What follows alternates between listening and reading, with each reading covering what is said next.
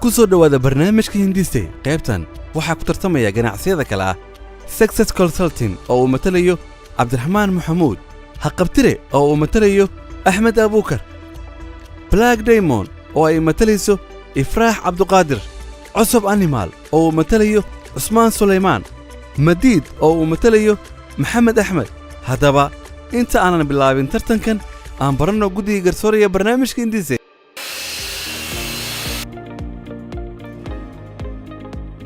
عبدالحكيم محمد إسماعيل وحنا هاي أساسها يقدوميها شركة حديد إندستريز جروب حديد مربى هاي فكرة ما أنت نوحي كميت هاي شركتها أبوه الرئية أما أبوه عندنا عبرتها وحصار كدلك هنا وحن كميت هاي كرسورياشة هندسة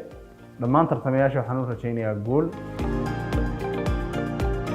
مقعي دكتور عبد الرحمن حسن يوسف waxaan ahay aasaasaha Mira International Schools iyo Bulshakaab Clinic hadda waxaan ahay madaxa waxbarashada Iris Hub iyo gudoomiyaha Cabdicaziz Youth Center in ka badan 110 shirkadood baan 5 sano ugu dambeysay waxaan ka ahaa fikradahooda ganacsi garsoore iyo qiimeeye magacaygu waa Dr. Idil Maxamed Cabdiraxmaan waxaan ahay aasaasaha iyo maamulka xarunta Kaafiya Center waxay u istaagtay inay wax badan ka bedesho dhanka shaqo la'aanta magaalada iyo qoysaska Soomaaliyeed guud ahaan waxa jirto oraah dahabi ah oo leeyahay Robert Collin oo leh guushu waxay ka imaataa isku darka hoola yar iyo joogteentooda magacaygu waa Amira Aweys Abuukar waxaan ahaa milkiilaha Amira Lab and Pharma waxa kale oo ahay online coach dhanka nutrition-ka marka ahaa ardayga waxa jiray riyooyin aan lahaa taasoo maanta mira dhashay waxa jirta oraah dahabi ah oo oranaysa guul walba waxa ay ka bilaabataa riyo waxa ayna ku dhamaataa fulin karumeeyadaada inta ay ruuxda kugu jirto taa oo mar walba igu dhiirigelin jirtay karumeynta riyooyinkayga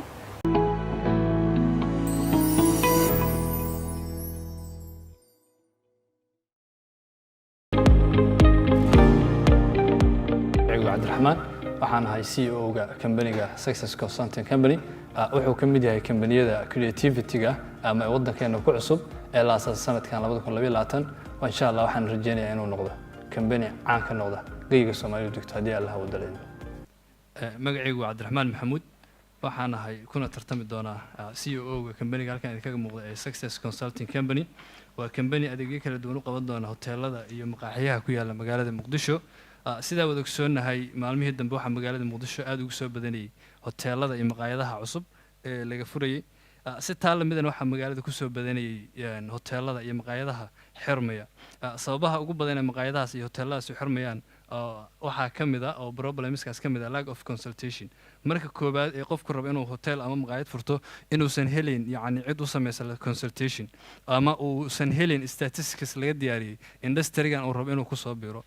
mid problemka labaad ee haystana waxa kamid ah high cost for startup inventory inay aad u badan tahay qarashka lagu bilaabayo businesskaas taasna ay sababayso qofkii maadaama qarash badan uu bilaawgi kaga baxay inuu si sahlan u quusto qofkii uu ganacsigiisa wadi u siraado meeshan lacag hore ka gashay mid dambe ku sii wadi karta malaayaduna waxay ka qayb qaadataa inay maqaayadii istaagaan waxa kamid ah educated employees shaqaalihii oo xirfadoodii leh laakiin aysan u raacsisaneen xirfadooda aqoontii kaabilheed waxa kale oo kamid ah problemska jira inay adag tahay maqaayadii inay hesho shaqaale cusub markay ka tagaan shaqaalihii hore waxa kale oo kamid ah poor advertising strategy as a success ahaan waxaan solution-ka aan u sameyn doono barnaamijyada waxa kamid ah inaan soo saaro annual statistics ku saabsan industry-gan oo qofku markii consultation-ka loo sameynayo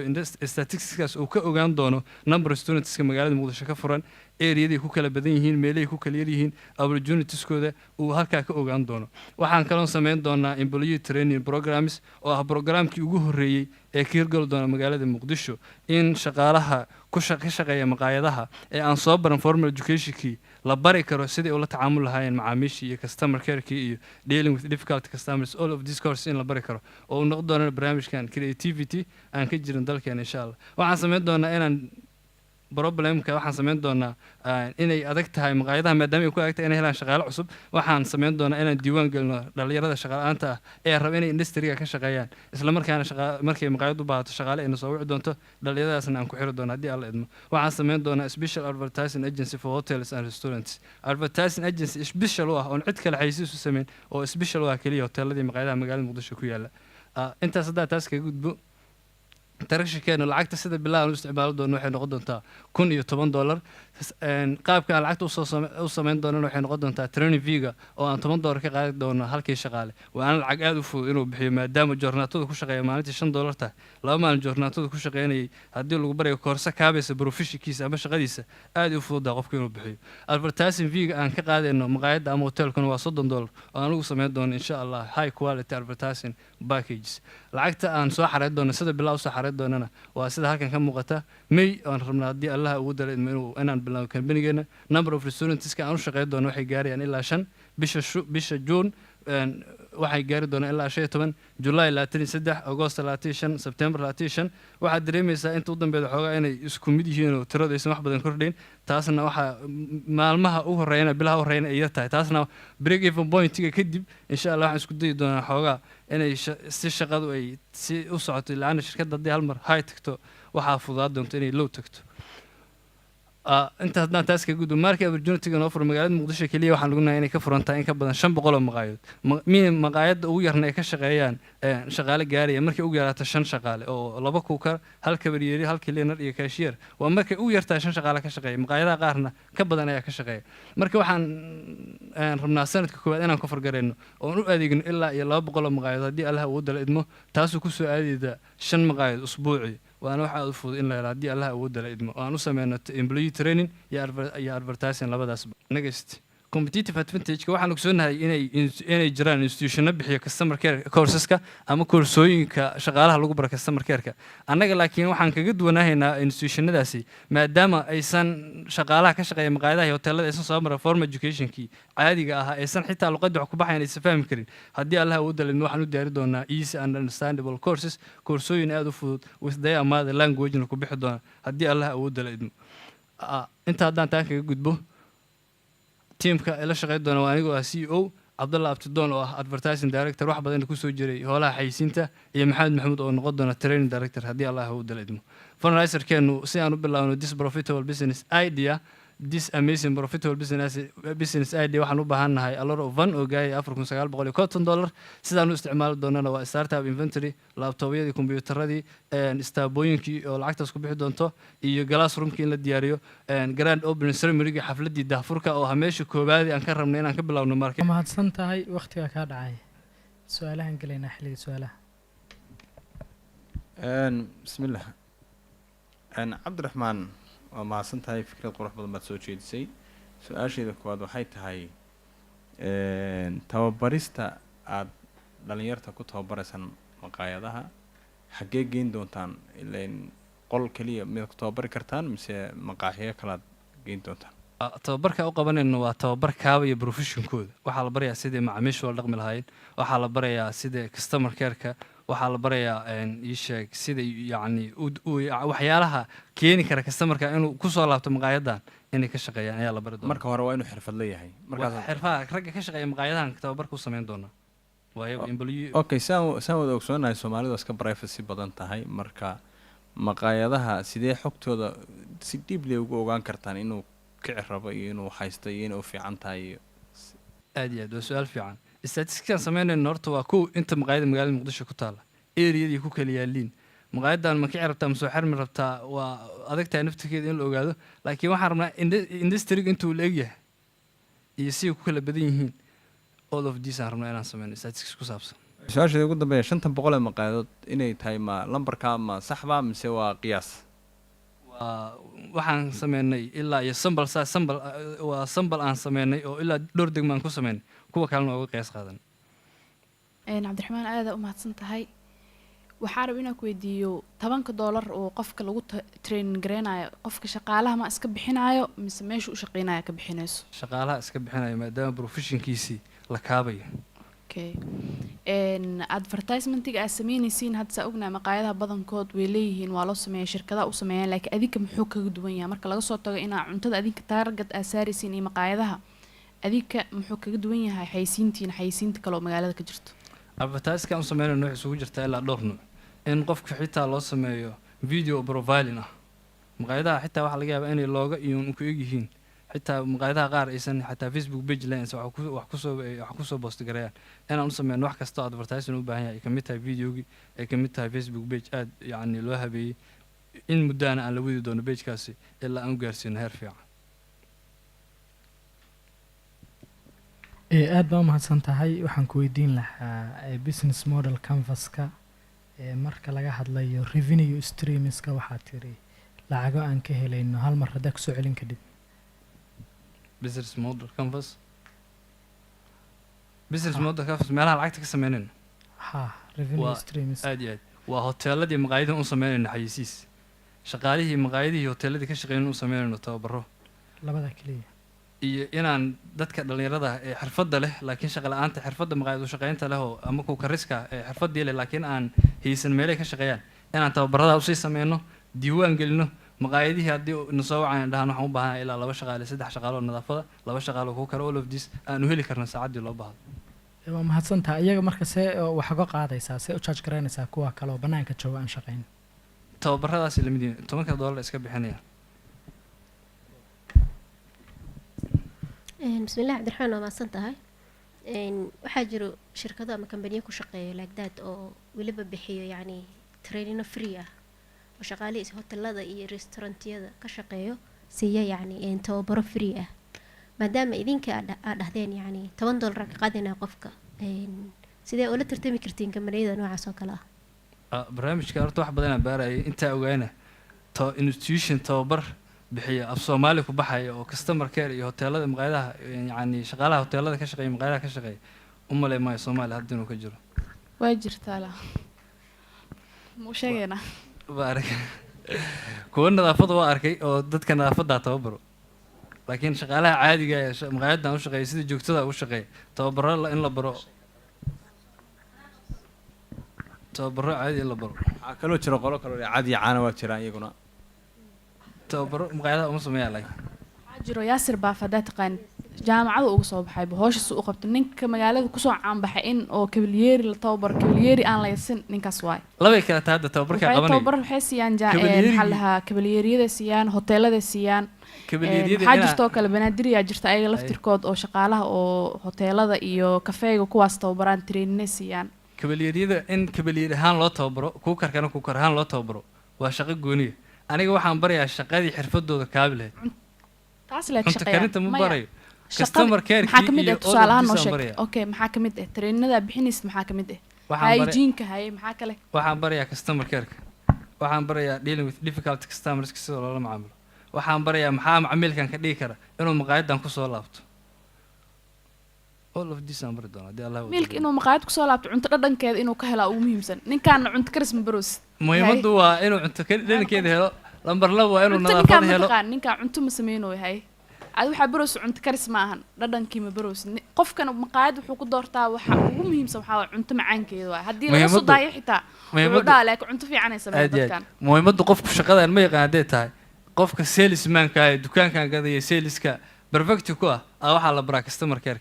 qofkan kabalyeeri uu yahay cuntada uu kari karaa ama dalabkii uu geey karaa, maxaa rabtaa anigu waa dhigi karaa maanta, laakiin macmiilka inaan ku qanciyo inuu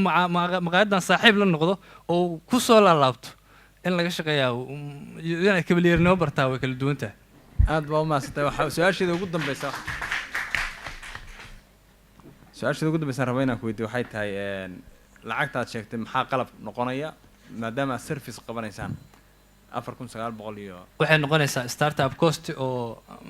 waxaan xitaa u diyaar galinay iyo rentiga 2 bilood oo horeeyay inaan lacagta ku bixino. waxaa glass roomkii la yacni ugu yaraan glass ay wax ku baran karaan 20 qofood maalintii.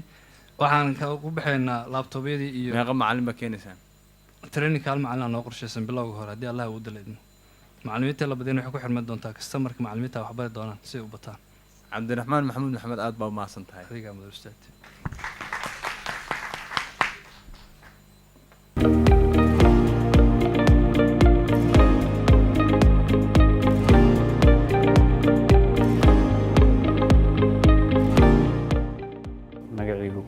أحمد أبو بكر عبد الوهاب waxaan ka mid ahay aasaasiyaasha Haqabtire Technical and Repairing Service. runtii kambanigan waa kambani farsamo iyo dayactir howlaha machiniska iyo dhammaan electronic deviceska qabta. waxaan balifgareysanahay inuu kambanigan Soomaalida wax badan kusoo kordhin doono caasimadda iyo guud ahaan gobolada dalka. waa mahadsantihiin. bismillaahi raxmaani raxiim. salaamantiin dhammaan madaxda dhalinyarada hal-abuurka leh ee maanta isugu timid. ramadaan mubaarak. magacaygu axmed abuukar cabdiwahaab. waxaan ahay hal-abuure soo aasaasay kambanigan la magac baxay Haqabtire Technical and Repair Service. kambaniyada sidoodaba laba shay midkood ay qabtaan, midna wuxuu qabtaa product, midna wuxuu qabtaa service. kambanigaygu wuxuu qaban doonaa service oo service qaban doonaa. service-ka aan qaban doono waxaa waaye technical repairing service oo howlihii farsamada saddex nooc ayuu service-kayga u baxaa. marka koowaad waa consultation, kan labaad waa repairing and maintenance, tan saddexaadna waxaa weeyaan installation. waa installation, consultation, maintenance and repairing service. problemka aan aragnay waxaa waaye inta badan guryaha caadiga loo degan yahay, institutionska, xarumaha ganacsiga, xarumaha dowladda, hoteelada, intaba waxaa ku jiro air conditiono, fridges, waxaa ku jiro marwaxado, electricity, computero, printero. intaba waxay u baahan yihiin dayactir joogto u baahan yihiin maadaama aada loo isticmaalayo. problemka labaad oo aragnay waxay tahay dadka inta badan waxay u baahan yihiin consultation. xoraa qofka inuu AC soo gato, xoraa inuu fridge soo gato, haddana ma yaqaana midka saxda ee ku habboon qaabka korontada ay u isticmaalayaan iyo wixii la mid ah oo kale. haddii in case qofka uu ka ciladooba AC ama fridge, waxaa ku adag qofka inuu helo professional technical, inuu helo shaqaale repair oo maxaan ku irahdaa isku halayn karo, isla markaasna on time ku heli karo. waxaa arkaysaa magaalada hool aroos ka socday iska damaya AC-ga cilad farsamo dhacda awgeed. waxaa laga yaabaa hotelku inuu ku xiran yahay hal qof ama laba qof engineer intuu waco dhihi karo engineer u baahana, qofkii uu mashquulsan yahay ama telefonkiisa uu xiran yahay, isla markaasna shaqadii ay meesha ku xayirmato. taasna problem kale waaye. sidoo kale problemka jiro waxaa waaye guarantee ma leh. farsamada la sameeyey way soo noqonaysaa, sidaa darteed shaqaale tababaran oo ku filan ma leh. sidoo kale kambani waxaasoo dhan qabanaya khasaaladaha iyo mukayfiyada iyo korontada iyo brinterada kulli Soomaaliya hadda kama jiro. soo Haqabtire waxaas dhan ay xalkeeda tahay marwaxadaha, air conditionada, fridges, waxaas dhan inay dayactirto oo ay hagaajiso haddii cilad ay ku timaado. next, tractionka inta badan waxaa halkan kusoo qaatay kambaniyada aan u shaqeynay muddadii uu jiray kambanigan aad uu yani u tira badnaa. laakiin waxaan kusoo koobnay kuwaan aadka u shaqeynay waxaa ka mid ah beerta banaadir, xafiiska ra-iisul wasaaraha ayaan kasoo shaqeynay, UBD, iskuullada hay-adaha turkiga ee macaarif, sidoo kale akademiyadda sodma ayaan kasoo howlgalnay. ayagoo yani rate averageka feedback aan ka helnay uu noqday 4.8. 50 plus served customers ayaan u shaqeynay. 3000 oo revenue-na waa soo helnay. runtii barnaamijkan barnaamij aad loogu baahan yahay. waxaa waliba xiliyadan oo kaleeto kuleelaha uu jiro aada loogu baahan yahay qabowga. next, opportunity-ga kambanigan suuq fiican uu leeyahay. waxaan xarumo runtii isku day inaan ka sameyno qaybo kala duwan magaalada Muqdisho ah iyadoo howlaheeda u socoto. waxaan rajaynaynaa marka inaan ilaa iyo 1000 customer sii gaarsiino muddada dhawaad ee la yiraahdo. next, dadka marka competitorska ila ah waxaa ka mid ah saxan saxo, ayagu waxay qabtaan kaliya air conditionada hagaajiyaan. waxaa ka mid ah Camel Computers, ayada computerada iyo printerada bas ay hagaajiyaan. sidoo kale waxaa jira Beko, ayaga electricity waxyaabahaas ku shaqaleeyeen. laakiin aniga waxaan ahay all in one oo howlahaas dhan qabanaya. waxyaabaha aan marka dadka kale kaga duwanaya waxay tahay inaan shaqooyinkaas dhan isku wada qabto, affordable price, high quality, iyo 24/7 customers oo available ah mar walba la heli karo. teamska waa kuwana anigoo asaasay Ismaaciil iyo Shukri oo teamka nagala shaqeynaya. business campus modelka waa kuwana waa investors, electronic companies oo u baahanahay, telecommunication companies. activitieska aan qabto consultation waa muhiim, repair and maintenance, operation iyo spare parts. resourceska aan isticmaalayno waa shaqaale tababaran oo loo carbiyay shaqada ay yaqaanaan, recycled materials in dib u isticmaalaan. values waa 24/7 available ah, payment methods, prompt service iyo trustable. customer relationship waa consultants iyo wixii la mid ah. journalist website iyo social media. customerskayga waa laba nooc, individuals kuwa xaafadaha iyo guryaha iyo xarumaha caadiga ee inta badan siyada sida asaan oo kaleeto, maadaama xafiisyo kala duwan ay leedahay. waxaa leedahay waa customer segments ka mid yihiin. revenue waxaa naga soo galaa serviceka aan qabano, consultationka aan bixinay, spare partska dadka aan ka iibino, costigan waxaan ku bixinaa equipmentiga iyo salaryga iyo rentiga wixii la mid ah. fundraising waxaan u baahanahay 10,000 qaabkan ayaan u kala helinaa owner equity waxaan ku bixinaynaa 20% oo $2,000 debt investor oo $3,000 family-ga naga soo galaya $1,000 other investment oo 5,000 waa mahadsan tahay waxaynu gelaynaa su-aalaha mar kasta ma sida maxaa idhahdaa heegan baad ahaan doontaan marka layna soo garaaco aad iyo aad waxaan diyaarnaa shaqaalo xafiiska seexanaya oo xilli walba diyaar waa inay u shaqeeyaan macaamiisha okay imsa barolo ama imsa customer bay xallin karaan shaqaalahaagu haddii matalan ay 10 ama 5 meelood lagaa soo wada waca hal mar miyaad awood u leedihiin inaad 5 meel baa wada xalisaan isla hal mar ها أودا ولنا هاي طبعا shaqaalihiinu intuu laagaya marka يعني آدي وبديهين شغالة حد available كأه يعني ما تبان هذا جوك تدا أو شق جوجا كوا كلا واحد جرا أو مجال ده كجرا أو ويجس طبعا ما xirfadlayaal baa mise waa وحرفضليال هذا دايركت اللي هو الجلا كمبنية توسكا هو الجلا iyagoo xirfad la shaqaaleysiiseen okay guarantee miyaad bixin doontaan idinku haddaan kambaniyada kala bixin dadka kale waxaan ugu duwanaa waxaa waaye qofkan shaqaalaha markaa wacda AC uu ku sameeyo waxaa laga yaabaa inuu halaabo oo iska tago mar labaad free baa igu shaqeynaya ha kambaniga halka mar oo gacanta ku qabtay hawshaas iyada ah wuxuu damaanad qaadaa ciladaas haddii ay timaado inuu dib kaaga xalliyo haddii waa ciladaas ay tahay okay mahadsan tahay su-aasheeda ugu dambeysa aniga xaggayga waxay tahay 3,000 inaad samayseen baad noo sheegtay oo dhowr meelood u shaqayseen muddo intee lag baad 3,000 waa lacag badan oo faa'iido ah muddo intee lag baad ku samayseen waxaan ku samaynaa sanad baa kusoo xarayseen waa mahadsanta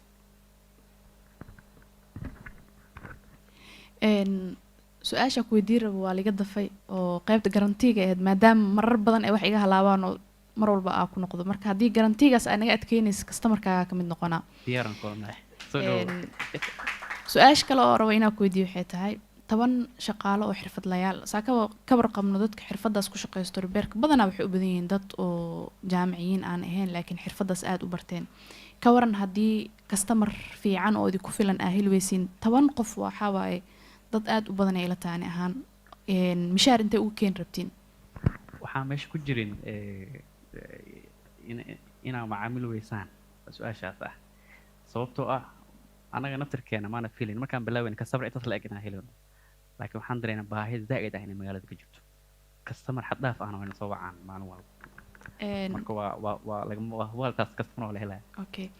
consultationka halkii qof oo rabo inaa consultation aa ka siisid talo meeqaa ku jaaji gareen rabtaa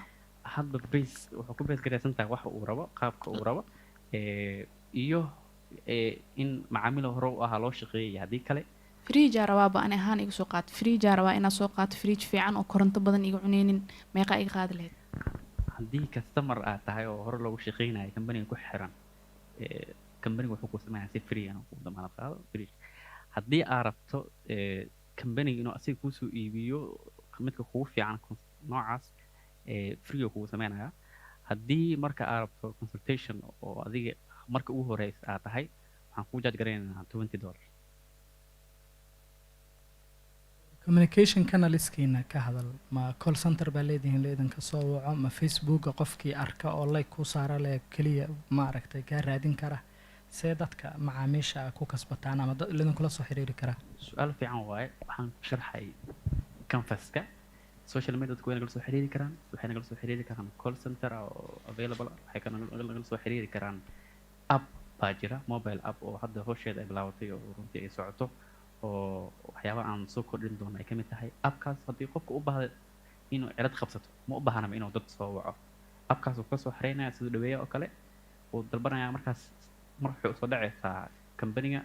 shaqaalaha ugu dhow markaas available ka ah ayaa loo dirayaa بسم الله وما سنتع سؤالك أروي أكو دي وحيت هاي محنا شيكت يعني consultant مركزيني سيد قف كوع عصب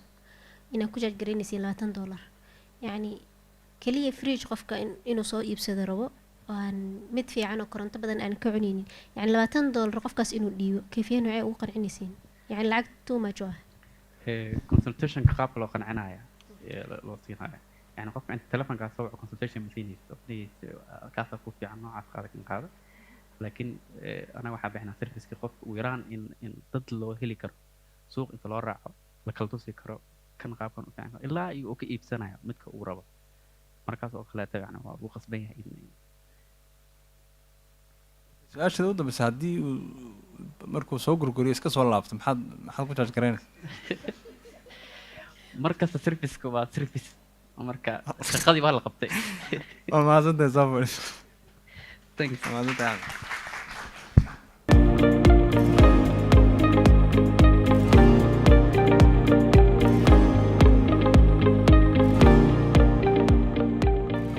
magacayga waa ifraax abduqaadir casir waxaan ahay milkiilaha xarunta black diamond beauty salon skin care waa xarun lagu qurxiyo haweenka oo loogu qurxiyo si dabiici ah waxaan rajeynayaa xarunteeda inay noqoto mid kusoo kordhisa dalka horumarin wanaagsan awlan asalaamu calaykum waraxmatullaahi wabarakaatu magacaygu waa ifraax abduqaadir casir hal abuurka aan wadsana waxaa waaye cofair magaciisana waa black diamond beauty salon skin care haddaan bilaabno introductionkan horta black diamond beauty salon skin care wuxuu qabanayaa adeegyo kala duwan oo quseeyo isqurxinta dabiiciga wuxuu kaloo sameynayaa cosmetic treatments adeegyada aan qabanayna waa ilaa iyo 11 service ah problemka jira waxay tahay horta salonada overpricing waaye serviceyada waxay ku sameeyaan lacago saa'ida lack of skin knowledge ma jiro aqoon gaara loo leeyahay skinka type of skinka dadku way kala duwan yihiin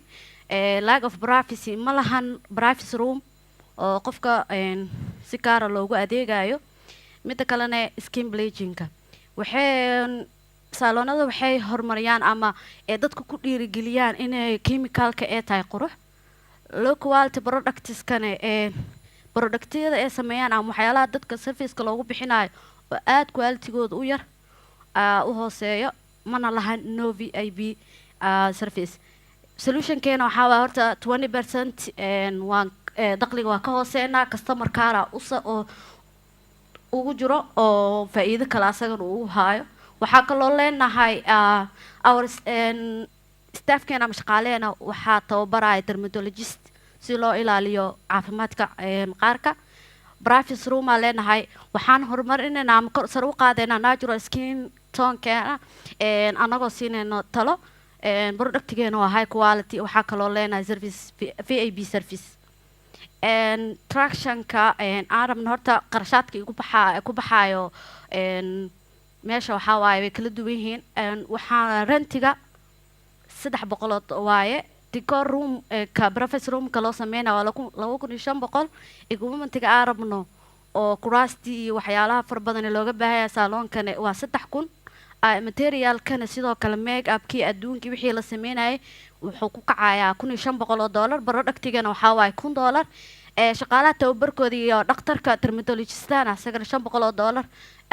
sidoo kale wedding dresska la qaadayo diracyadii adduunkii waxaasoo dhanne waa $1000 market opportunity waxay tahay waxaan leenahay on product anaga soo saareen oo skinkii hairka private roomka leenahay dhaqaatiir oo dermatologist ah iyo consultant doctor oo aan sameyno competitive advantage-ka waxaa waaye waa kala duwannahay annaga waxaan ku tartamayna waxay tahay dakhligeena oo hoos u yareeyo qof walba awoodo isagoo isqurxinaya lacagtiisana u dhaqaaleysmayso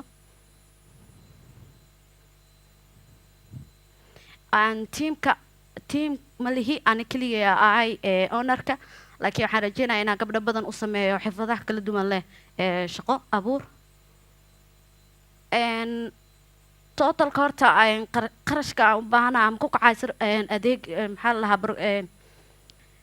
hal-abuurkaygana waa 9800 waxyaalaha aan u kala isticmaala ama dakhligadu ku kala baxaa waxay tahay on productiga oo 1000 training termajilisto oo 500 private roomka oo 500 equipmentigii 3000 rentigii 300 materialkii 1500 iyo wedding dresska 1000 business model canvaska marka aan usoo gudubno waxay tahay kay activity aan sameynana activity ugu markii serviceka sameyn waxay tahay inaan high quality product sameyno mid kale waadna inaan ahaa in trainingka oo shaqaalaha kor u qaadno bartinaska waxaa noola dermatologist sidoo kale restaurantiga rikaab wuxuu ka mid yahay adeegyada VIP serviceka la sameynayo value propositionka leenahay waxaa waaye inaan adeegyo sareeyo aan sameyno shaqaalaha inuu trainingooga u sareeyo money back guarantee adeega qofka hadduusan ku qancin in lacagtiisa ay dib u celis u tahay customer segmentiga annaga qaaskano ama targetkeena waa women dumarka iyo caruurta janaalka ama meelaha marketka ku sameynaya waa Facebook pageka Instagram TikTok social media waaye customer relationka aan sameynayna waxay tahay waa inaan relationka aan la leenahay aan sare u qaadnaa si adeeg tayo sare leh iyo relaxing environmentiga ee hela sidoo kale samarygana waxaa waaye waxaa kusoo koobeynaa Black Diamond beauty salon skincare waa xarun lagu qurxiyo dumarka uga duwanahayne product aan leenahay soo saareeno customer care aan leenahay consultant doctor iyo dermatologist waa maasantihiin su-aashada koowaad aan rabay inaan ku weydiiyo waxay tahay skin knowledge-ka ma adiga yaqaan maadaamaad keligaa tahay mise cid kalead la kaashan doontaa horta waa aqaana haddana iguma horeyso howshaan waxaan sameyn jiray degme ahaan macnaha degmadaan deganahay howshaa ka dhex qaban jiray oo homekeygana ku sameeyo macnaha cilaansaar baa lahayd cilaansaarki haa horta khibrada gaara u leeyahay xitaa cilaansaarkii megaabkana haddana barashadiis ku dhex jiro laakiin skin timeka aniga naftigeeda isku dabaqo oo iska ilaaliyo waxyaalaha idhibaayo jirkeyga noocuu yaha aan barto marka familigeyga xataa waa ku dadka kale dabaqa see uga ilaalin kartaa aduu is fahmi kartaa waxaa uga ilaalin karaa qofka ilaan waa la weydiinaya ma waxaa leedahay la oil face oil aa leedahay waxaa leedahay dry skin aa leedahay so wixii ku habboon saa u siisid ama serviceka ku habboon ugu dabaqdid okay barayskiina uu jaban yahay jab meeqa oo kale wey wuu jaban yahay waa waxaa anaga uga duwnaahayno saaloonada kale waayo saaloon waa buuxaa laakiin waxaa waaye waa inay dadka iswada qurxiyaan iyagoona lacagteeda uun iska dhamaanayn VIP serviceka qabanaysa meequu noqon karaa VIP serviceka uu jaban yahay VIP service markii la lahay waa complete isqurxin oo dhammaystiran meeqo ilaa $50 yes meelaha kale markii loo eego okay su-aasheeda ugu dambeysa waxay tahay waan ku yimi ama gabadhii aad u adeegaysaa ku timi waqti bay kaa qaadatay waxbaad u bilowday waxaad tiri lacagta waa u celinaynaa haddii bootarkii markaad u marsagtay waxaan si foolxun baad ugu marsay lacagtii celi yes waa u celinaynaa maadaama aan ilaalinayno qancinda macaamiisheena waa mahadsantahay adigaa mudan Black Diamond maan dhahday aada u mahadsantaa horta magaca waxaa rab inaan ku weydiiyo halka qol oo privacyga ah waxaa dhahda waxaa ku hagaajinaynaa 2500 hal qol maho horta anaga meesha aan saaloonta xarunta waa dhismo macnaha qolal kala duwan leh maahan hal room ma dhihin ani maya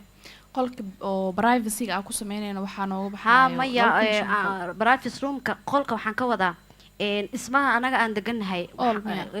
haa waxaa jira qeyb oo privacy ah oo dumarka markii loo sameynayo adeegyada uusan qof kale usoo gudbin macnaha waxaa ka wadaa halkaas qol Hal oo qol oo privacyga keliya ma ma. 2500 ku baxay mise xaruntoo dhan aa 2500 maya aan ku fahamsiiyo hal qol keliya maaha ilaan anaga hal qof oo keliya uma adeegoono waa dhowr qolood oo kala duwan kadib wuxuu leeyahay dikoor loo sameynayo si uusan qofkan kalena usoo gudbin qofkaanne wixiisa loo ilaaliyo qolalka dhan waay marka 2500 qurxintooda haa dhowr qol ay ka koobnaanayaan okay timaha ma ku jiraan kalreen in la sameeyo iyo Yes. waxyaabahaas timaha kalaraa loo sameynayaa maxaa la dhahaa way kala duwan yihiin laakiin markaa bilaabaysa waxaa noo sheegtay inaa natural shaqadaada taa waxyaabaha dabiiciga inuu koofeerkaaga kaga duwan yahay meelaha kale ku fahamsiiyo kalarka naftigiisa kiimika oo keliya ma noqdo hab oo naturala loo sameeyaa oo jirto oo waxyaaleena geedaheena aa jiro oo loo sameeya taas iyadana oo lagu dabiqi karaa su-aasha ugu dambeysa waxaa waaye tan cabdixakiin qofka haddii uu intuu kuu imaado oo lacag uusan haysan uu kusoo tashanayo mar walba meeshaasaa tegay meeg abaa laguu marinaa ama timaha laguu sameynaa hadhow ma ka helinaa dhehe waa iska soo baxay lacag ma dhiibaysa khasaare ma ku jirtaa mise ma ku jirta no qof kasta iskama dhihi karo oo qofka inta adeeg lagu bixiyo iskama dhihi karo kumaan qancin adigaba waa taqaanaa serviceka aad bixinaysid qofkana inta adiga juhdi iyo maya waxaa ka wadaa dad aasas u fikirayaan qorshe maxaa kaaga degsan marka dadka see u fahmaya qofkan inuusan ku qancin oo serious ka tahay iyo qofkan inuu wax kala rabo okay waxaa nooga degsan istaraatiijiya jira oo ah wax lagu qanciyo waxaan lagu qancin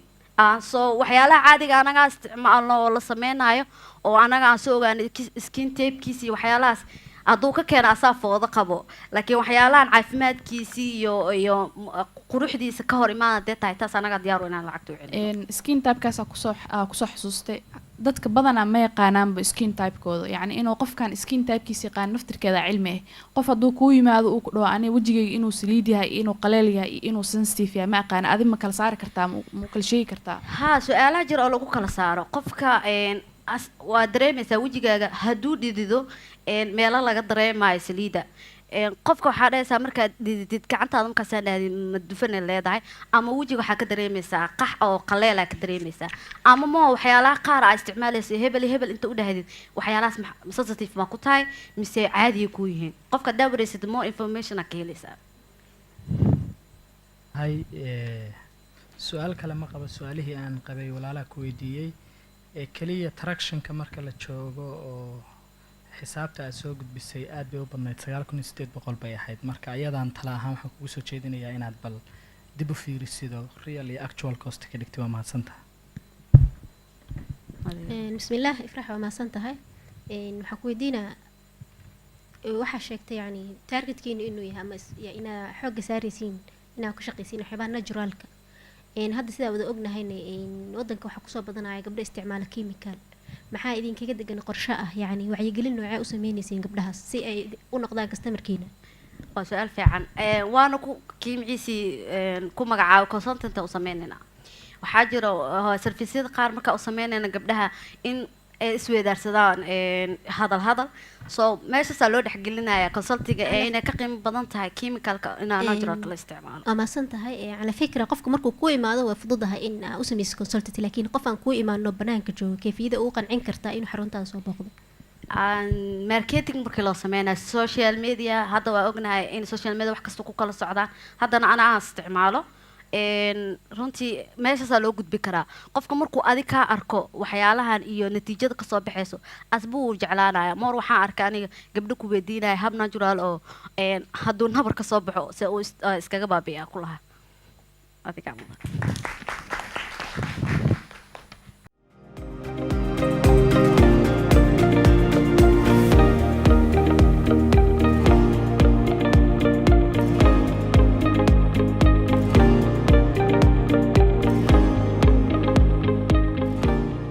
الرحمن الرحيم مقعي واسمان سليمان آدم لو يقانو سهل عرو dhigta jaamacadda SIU kana barta culumta beeraha iyo deegaanka shirkadeena magaceedu waxa weeye ama kambanigeyga cusub animal fodder oo soo saaro calafka xoolaha mustaqbalka waxaan rajayn doonaa inaan noqono kambaniga ugu fiicnaa oo soo saaro calafka xoolaha hadii ilaahay yiraahdo waan rajaynaynaa insha Allah Soomaali kambanigii ugu fiicnaa ee calafka xoolaha soo saaro inaan noqono hadii ilaahay yiraahdo السلام عليكم ورحمة الله وبركاته مقعي واسمان سليمان آدم لو يقانو سهل عرو dhigta jaamacadda SIU kana barta kuliyadda culumta beeraha iyo deegaanka shirkadeena waxa weeye magaceeda cusub animal fodder magaceena hoos waa ku xusan yahay Ismaan Suleymaan Aadan waxyaabaha aan ku tartamayno waxa weeye horta calafka xoolaha waaye waxaan soo saari doonaa calafka xoolaha kaas oo lagu soo saari doono biyo kaliya iyadoo la isticmaalayo waxa raac saaydo muuqato halkaas sawiradeena aniga teamkayda ka muuqda laakiin team gadaal aan noo jira laakiin sawir ahaan waa idin tusinay sawirka iyadoo ah waxaan soo saari doonaa wax loo yaqaano hydroponic fodder waa nooc ka mid ah noocyada calafka xoolaha kaas oo arlaan la soo saaro sidoo kale waa hab si caalami ah oo dunida dhan ugu jiro oo lagu isticmaalo hydroponic fodderka sida wada ogsoonahay waxa lagu soo saaro waxa weeye abuurkiisa ama seedkiisa uu yahay dalagyada ama galleyda ama masagada ama baarleyda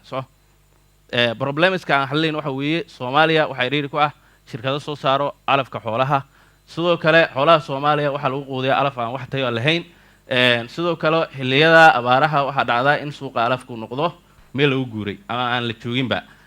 sidoo kale calafka oo mararka qaar marka la helay xitaa oo aad qaali u noqdo si Soomaali oo solutionkeena ama xalkeena waxa weeye shirkadeena waxay diiradda saari doontaa sidii loo heli lahaa calaf xoolaad oo tayo buuxda leh sidoo kale calaf jilicsan oo digestible ah oo neefku markuu cuno laftirkiisa wax soo saarkiisa ama caanihiisa oo zaid noqon karaan sidoo kale calafka oo joogta waqti kasta la heli karo sidoo kale waxaan samayn doonaa haddii la yiraahdo calaf xoolaad oo qiimo jaban oo xoolaaleyduna ay heli karaan xilli walba sidoo kale xoolalayda waxaan kula talin doonaa marka calafka soo saarno la talin joogtaan siin doona haddii la yiraahdo direction key numberskan wuxuu noqon doonaa maalin walba waxaa soo saari doona haddii la yiraahdo 200 kilogram oo calaf xoolaah maalin kasta waxaa abuuri doona 28 kilo oo barley ama maize isugu jiraan 14 kilogram 14 kilo oo maize ah iyo 14 oo barley ah oo waxaa soo saari doona 200 kilogram heather bony fodder ah cross profit keena wuxuu noqon doonaa halkii heather bony fodder waxaan gedi doonaa 0.25 oo ama 25 centi 200 kilogram lagu dhuftay 0.25 waxaa soo baxaysa maalinkii waxaan gedi doonaa lacag dhan $50 month ama bishi waxay noqon doontaa lacagtaasi $1500 year production expectation keena ama waxay noqon doontaa 200 kilogram lagu dhuftay 30 days waxaa soo saari doonaa 6000 oo kilogram oo maxay ahayd ii sheeg oo heather bony fodder ah kasii dhufo lacagtu waxaa sii noqonaysaa sanad haddii lagu sii dhufto ama 12 bilood 72,000 aan yiraahday aan soo saari doonaa lacagta haddii lagu sii dhuftana waxay sii noqonaysaa okay waxay noqonaysaa lacagta sanadka soo saari doono 14400 siiso expenses transportation maalinta waxay noogu bixi doontaa $10 monthly waxaa isticmaali doonaa ama transportation isticmaali doonaa $300 irrigation biyaha isticmaali doona wuxuu noqon doonaa $50 total expenses $350 net profit keena wuxuu noqon doonaa first month production ke 1500 laga jaray 300 waxay noqon doontaa $150 second month production wuxuu noqonaa cross profit $1500 haddii la yiraahdo expensive $106 net profit kana $394 siiso market opportunity-ga suuqa ganacsiga calafka xoolaha waa dalab oo xoogan oo demand ah dhankaas ka jiro sidoo kale ma laha shirkado badan oo soo saara calafka xoolaha oo joogto ah oo competitors ah siiso competitive advantage-kiin waxaa noqon doonaa iyadoo guud ahaan wax soo saarka calafka uu yahay baahi dalkeena ka jirta haddana waxaa suuqa nagula jira ama maxay ahayd laba shirkadood oo la kala yiraahdo Beder iyo Daaq kuwaas oo wax soo saarkoodu kooban yahay xilliga roobka oo kaliya teamkan wuxuu kooban yahay anigoo Ismaan Suleymaan Aadan gudoomiye Samsam oo ah xogeeyihii Cabdullaahi Maxamed Shida oo financial headkii Maxamed Abdiqaadir oo marketingkii fundraisingkii waxyaabaha u baahan waxaa ka mid ah shayga tirada qiimaha iyo wadarta guud alwaax u baahan jingada u baahan tiirar masaamiir trace oo caagadihi aan wax ku beeri lahayn iyo abuurkii sidoo kale waitering oo bottleka caagadihi aan wax ku waraabinaya iyo labarkii shaqaale biyo-gelintii iyo wadarta guud waxay noqon doontaa $1945 haddii la yiraahdo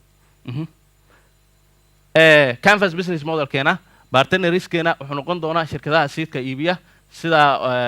shirkadda loo yaqaano Target iyo Dalbile sidoo kale kuwaasi oo ka heli doona qalab kasta aan u baahnaa ama noo fududeyn doona facility noo noqon doona activity-geena waxaa soo saari doona maalin walba alaf xoolaha resource-geena wuxuu noqon doonaa dakhliga xoolaha oo alafka xoolaha maalin walba aan iibin doono haddii la yiraahdo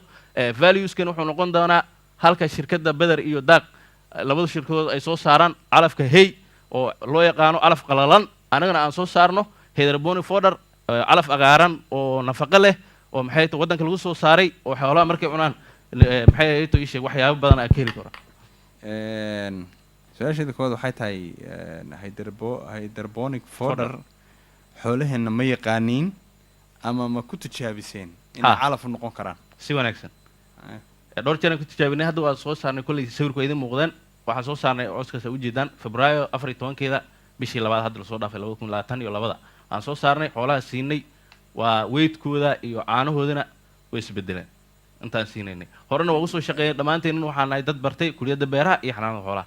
marka hadday kaas kaliya cunaan way ku kaaftoomaan wax kala bal iyo caws inay daaqaan iyo uma baahan sababtoo kana ku filanba kana wuxuu leeyahay nafaqaad u badan sababtoo midka kale waa hay uu qalalaya midda kale hadda imaaraadkana loogu keenaa waad aragteen waddanka ma lahan xoolihii abaar markay dhacdo coos imaaraadka lagu keenaa haddana xoolihii markaa siisid caani iyo hilib iyo midna kuma helaysid anagana badan waxaa isticmaalaa caanihii iyo subagii waxyaabo badan aan isticmaala jira qof aan caano soo isticmaalay meedu ku jira dhammaantiina suxuurtii waa maya waa loo baahan yahay marka xoolihii laftirkooda inaad ka hesho hilib waa u baahan tahay waa soo cuntay xalay ku soo cuuratay uga afartay haddaad calaf siinina dee ma soo saari kartid waa mahadsan tahay maalin kasta haddaad 200 kilogram soo saartaan neefkii ma socon karaa neefkii waxaa ku filan ugu yaraan 5 kilo marka waxay ka dhigan tahay inaad 50 neef waa quudin karnaa ha waay su-aasheeda ugu dambaysa waxay noqonaysaa dhulka aad ku beeraysaan intuu leegyahay dhul intee lag bad baahan waa hal boos weeye dhulkan waa haysanaa wax kiraa maa rentina maa cabirkiisu hal boos 25 miya shay haa saas way cabirka waa maasanta aada u mahadsantahay Suleymaan waxaa rabo inaan ku weydiiyo meeqeedu ku qaadanaya cawskaas inaad kusoo saartiin muddada intee waaye waa hal isbuuc anli 8 maalmood maalinka 8 waxaan ku samayn doonaa harvesting xoolaha siisanaysaa banaanka markaa keentiin ilaa meequu yaali karaa uu joogi karaa macnaha cawska asaa lagu kala baxo sidoo kale hadda galleyda oo kale markaa beertid oo soo saartid waxaa sameynaya xoolaha waa siin kartaa laakiin masagada oo kale maanta markaa soo saartid waxaa sameynaya hal maalin ama 18 saac dib u dhigay markaas dib aa siinaysaa xoolihii laakiin galleyda iyo baarleyda waa siin kartaa isla markii waxaa ka wadaa meeqo yani uu ku yaali karaa adi intaa uu helaysid xoolo oo kale tusaale ahaan maanta suuqa keensatay qeybaa lagaa gatay qeybtaas hirtay ilaa meeqa beri annaga suuq maba geynaynaba waaba kaga duwannahay waxyaabaha kale shirkad waxaa jira oo farm la yiraahdo oo xoolaleeda geela iyo magaalada banaankeeda sida ceelasha ama deegaanka ku xiriirsan magaalada muqdisho geel iyo lo iyo waxyaabaha isku xiran ayaga noo imaanaan shirkadiina waa haysanaa waan la soo heshiinayba wixii ku soo hero meeqa beri ku yaali karaa maba naga haraayba sababta wax ay imaanaan soo saaraynaa sababta waxa ku jaangoynayna wax wal waqti iyo lacag waxay ka wadaa lacala hadduu ku soo haro oo roob da'ay oo maanta aad iib geyn wado laguba iman waaye 2 beri 3 beri waa gaarsiina haddii kale soo noqonaya marka 2 beri dhaaf waxba isma bedelayo sababta masagada intaas maalin dib u dhigi jiray waa mahadsan tahay su-aashaan ku weydiinaya waxaa weeye haddii aad tiri halkii xaba 8 beri baan kusoo saarayaa xisaabta tractionkana aad nala wadaagtay aad tiri maalin kasta 200 kiilo oo garaam baan soo saarayaa sidee 8 beri bay ku soo baxaysaa maalin kasta loogu soo saarayaa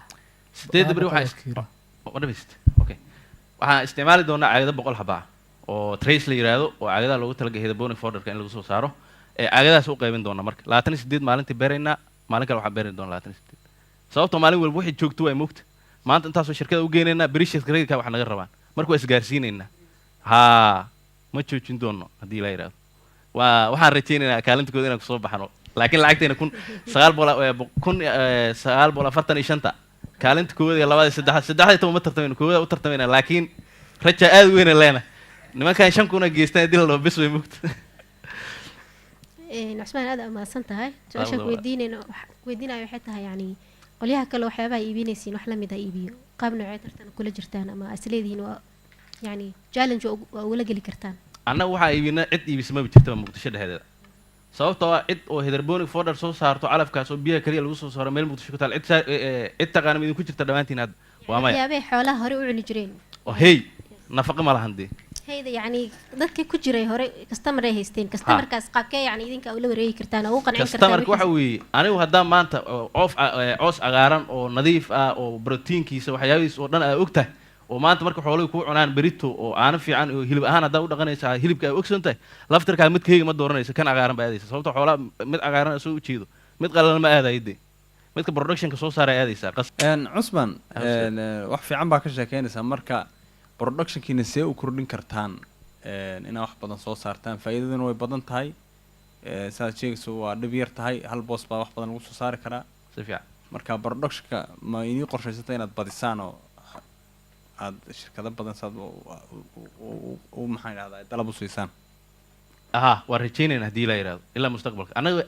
keliya hindisa keliya kuma koobanin haddaan soo guulaysano sidii la rabay haddaan soo bixi weyna xitaa waan rajaynayna shaqadeena waa sii soconaysa haddii waaya su-aasheeda ugu dambeysa aad stage kaga soo dogi doonto meeqa shaqaalaa baa u baahan tahay waxaan hal qof anaga dhan horta shaqaalaan nahay 4 qof oo koobanahay tiimkeena dad bartay kuliyadda beeraha iyo hal qof bartay kuliyadda xanaanada xoolaha marka hal qof oo marka lacag heshaan ma sii ahaanaysaan imse qof aa u baahan tihiin oo shaqaalaha annaga ugu yaraan adiga 5 ku filan waa mahadsantahay sababtoo dad khibradii hal mar saamiriga aan dulmaro halii ogolaado Awesome Animal Fodder waa shirkad ganacsi oo gaar loo leeyahay taasoo ka shaqayn doonta suuqa calafka xoolaha oo suuq furan ah oo dalabkiisu ama demand badan yahay adeeg bixiyaashan ama supplierska uu yahayna aad u yar yihiin waxaan suuqa ugu soo biiri doonaa soo saarista hydroponic fodder taasoo calaf xoolaad oo aad tayo badan u leh waa mahadsantihiin Ramadaan Kariim Ramadaan Mubarak soo deg marka waa mahadsantahay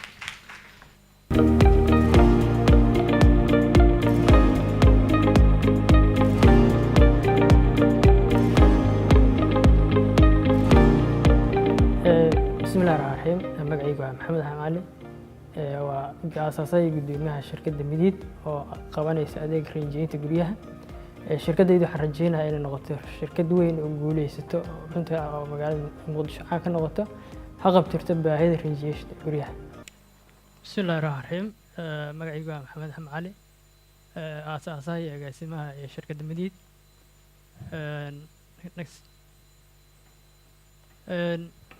Midiid waxay ku dhalatay ii sheeg baahi ka jirta magaalada Muqdisho oo ah rinjiyeynta ama rinjiga guryaha. Dhibaatada jirta maxay tahay? Magaalada Muqdisho ah magaalo dhismayso, ma jirto magaalo shirkad rinjiyeynta qaabilsan oo qabanaysa. Marka baahida jirto oo ka bannaan suuqa ayay xalinaysaa shirkadda Midiid ayadoo sameynaysa ii sheeg inay qabato. Wejiga koowaad oo qorshahan wuxuu yahay wejiga koowaad iibka oo bilaha bishii wax weeye 6 guri, 6 guri lagu dhuftay isha 150 kun. 150 markii laga jaro mushaharkii iyo kiradii wax markii la wax soo noqday faa'iido noo soo bixayso waa $940. Sanadkiina waxay noqonaysaa 11280 nagas. Suuqan sidaan soo sheegaba ma jirto shirkad ka shaqeysa ama bixisa adeeg rinjiyeynta guryaha. Sidaas darteed suuqan tartan kama jiro. tartan kama jiro oo wax hadda shirkado asaasan ma lahan. Waxaan ku nahay 2 qof oo aniga ugu horeeyo ah agaasimaha iyo suuqgeynta iyo saaxiibka ah xisaabaha iyo howlgeliye. Shirkadana waxa weeye dhanka la talinta waa shirkad ka shaqeysa rinjiyeynta. Qorshahan waxa u hirgelina ama isha u fulina waxaan u baahanahay isha lacag $2,250 oo markii loo kala jiibay aan ku soo iibsanayno qalab mashiinaha lagu rinjiyo guryaha oo qiimihiisu halkan ka arkayna $900 ah. Qalab oo la gashto aan qaybta dambaan ka arki doono soo daabulada dibadda laga keenayo canshuurta iyo isha qalab xafiiska kiriyo wadarta guud lacagtaas soo noqonaysa sida aan soo sheegay $2,250. qaabka ganacsiga u yaalo waa sida tan. Macaamiisheena waxa weeye shirkadaha guryaha dhiso. Waxa partner la ah oo u adeegayna waxay tahay shirkadaha guryaha dhiso. Qiimaha aanu hayno waxay tahay waa adeeg hufan iyo waqti kooban iyo tayo leh. Maxaa qiimaha soo celisay channels kan isticmaalayna waxay tahay baraha bulshada ku baahina iyo heshiisyo aan la galnay shirkadaha guryaha dhiso asaas u qaban. Activities aan qabanayna waxay tahay waa rinjiyeynta iyo qurxinta guryaha. Dakhliga meesha laga soo galay waa adeeg aan qabanayna. Muxuu ahay waxaan mashiinaan isticmaalayna resource-ka ah iyo suuqii.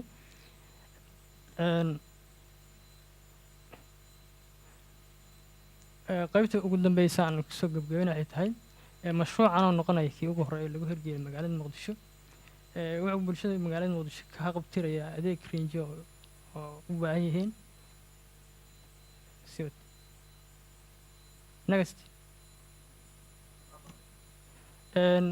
agabka aan u baahana inaan soo iibsano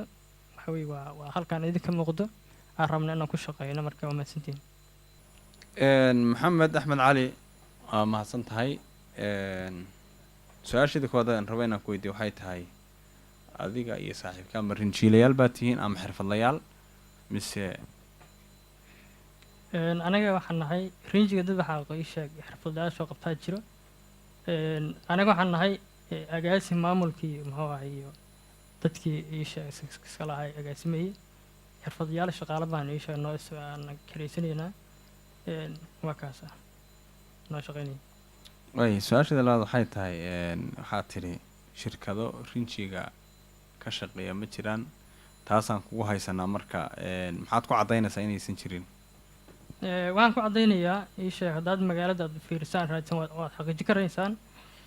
ma jirto magaalada Muqdisho shirkad oo adeeg rinji bixiso oo ka furan. sida lagu helaa waxay tahay ii sheeg dad qandaraasyaal ahaan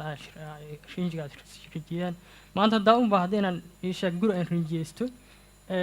ma jirto meel aan ugu hagaago aan ka heli karo. okay su-aashada ugu dambeysa waxay tahay xirfadlayaasha ma kuwii qandaraaslayaasha baad raadinaysaan mise niman kala meel ku jooga maya nima qandaraasla ma ahana waxa weeye dad oo ii sheeg rinji u yaqaanaan markaan se xagee ka keenteen marka kuwaas xagee ka shaqeeyaan kuwii hore la yaqaanay haddaan ahayn dabcan waxaa jiraan ii sheeg saaxiibaan leenaho hadda rinji ku jiro aan rabnaa inaan hala kuwa qandaraaslayaal shaqaysta soo ma hadda qandaraasla waxaa la dhahaa ii sheeg waa hal nin si wuxuu leeyahay koox rinjiga qabato uu leeyahay waxa qandaraasla waa waxa qandaraasku soo qaadanaya dad buu shaqaalaysanaa uu leeyahay ku fulinaya qandaraasla waxa weeye ma marka ku fulinaya adikuna ku fulinaysaan dabcan ayagu waa howlqabashaasha anagu waxa meesha qandaraasla anaga shirkadaan nahay taasaan ku leeyahay shaqaale laakiin kuu gaara ma lihid macnaha oo kuu jooga waa gaar waan shaqaalahan qaadanayna hadda qorshe ku qortaa wejigan koowaad waxaan qaadanayna 2 qof oo shaqaalaha labada qof oo joogto weeye umahadsan tahay aada u mahadsan tahay 2 su-aal aan rabo inaan ku weydiiyo su-aasha koowaad waxaa waaye mashiina isticmaalaysiin halka qol oo 4 mitir ah meeqaa rabtiin inaa dadka ugu rinjiyeysiin oo lacag qarash ahaan ah qol 4 mitir ah qarashka aa rabtiin inaa ku rinjiyeysiin su-aasha labaadna waxaa waaye rinjiga saa ka warqabna wuu noocyo badan yahay wuu kala qiimo badan yahay rinji walbo iyo nooc walba uu yahay makiinadiina ma isticmaali kartaa mise rinji qaas ah oo loogu talagalaa jiro waa mahadsan tahay guriga waxa weeye si guud baan ugu rinjeynaa waxa weeye aan kugu rinjeynaa markay tusaale waxa ugu yaro rinji waa fillo fillada waxaan ku rinjeynaynaa $250 rinjiga waa noocyo kala duwan mashiinada hadda aan isticmaalayno rinji waxa weeye waa mid baysku saliid ah midna waxa ii sheeg oo ah biyo ah marka makiinada isticmaalayno labadaba ku shaqeynayaan marka ma u kala socon villadii oo dhan marka 250 aa ku rinjeynaysiin serviceka rinjiga aa marinaysiin bisa ku qaadanaysiin mise rinjigina waa wadatiin adeega rinji ma wadana adeegan baan qabanaynaa okay qofka asoo heli karo nin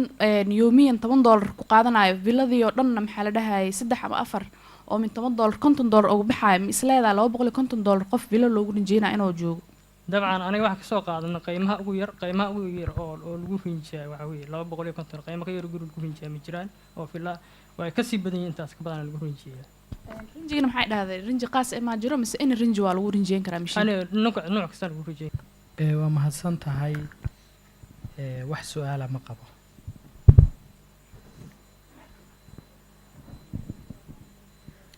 waa mahadsan tahay maxamed su-aasha ku weydiinaya waxay tahay يعني already dadka guryaha dhiso haday guri villa ay tahay waxa jira dad la shaqeeyo dan idinka kayfiyeen oo ceeb businesskiina idea u gadeysaan dadka ka shaqeeya barnaamijyadaas ama engineering guryaha dhismaha ku haya the second thing su-aasha kale ku weydiinaya waxay tahay yani rinjiyeenta guryaha waxay u baahan tahay aqoon yani waxaa jira dad professional oo guri walba colorka yani designka qolka midab loogu talagalay yani dad designer ah marka jaanibkaasna dad idin qaabilsan ma jiraan haddaan ku bilaabo su-aasha hore oo dadka guryaha ii sheegay dhiso waxaa la jira dad oo la shaqeeyo rinjeela dabcan shirkadda aniga way noo baahan yihiin tusaalahaan dadka oo u shaqeeya dad joogta ama dad waxa weeye ay xiriir la leeyihiin aniga shirkad joogta aan nahay waxaan dadkaas uga duwannahay waxay tahay aniga mashiina isticmaalaynaa meesha waqti dheer ay ka qaadan laheed ii sheeg inay dadkaas guri u rijiyaan aniga waxa waqti yar inoo qaadanaysaa su-aasha labaad oo ah ii sheeg profession inuu u baahan yahay aniga labadayna qof waxa weeye ii sheeg yarka kale waxa weeye engineer waayo engineerinka bartay oo iisha muxuu ahay filligaas ah amadantii ayaa sabr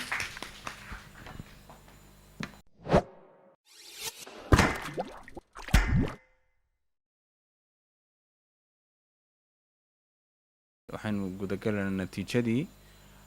waxaa ugu horeeyay success consulting company cabdiraxmaan maxamuud axmed 7.5 haqabtira technical and repairing service axmed abuukar cabdiwahaab 82.25 waxaa ku xigay black diamond ifraax cabdiqaadir casir 7.35 waxaa ku xigay osob animal fodder cusmaan suleymaan aadan 78.25 waxaa ugu dambeeyey shirkadda madiid maxamed axmed cali sidaas waxaa kaalinta kuwaad kusoo baxay madiid waa sheegay madiid waxa weeye waa 62 cafwan sidaas waxaa ku soo baxay kaalinta koowaad haqabtira technical and repairing service kaalinta labaadna cusub animal fodder وما سنتين دمانتنا وقولي